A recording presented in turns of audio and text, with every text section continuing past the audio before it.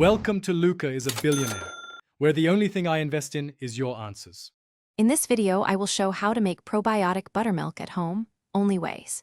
Begin by heating pasteurized whole milk to 180 degrees F, then cool to 110 degrees F to create the right environment.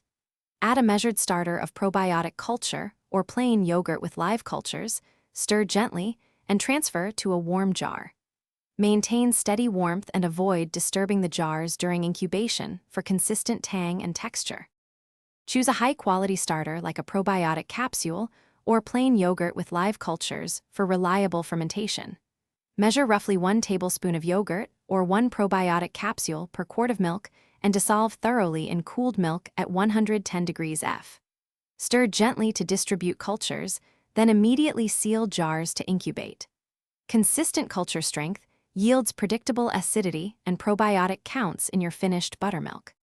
If you are finding this video helpful, please subscribe and like to support more recipes and tips.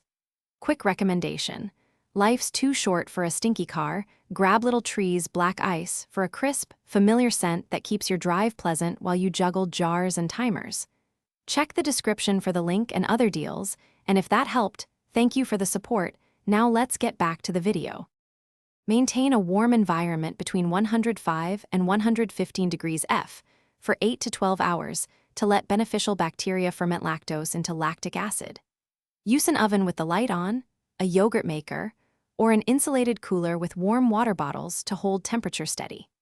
Check texture and tang at around 8 hours, then refrigerate successful batches to slow fermentation and improve thickness and flavor over the next 24 hours.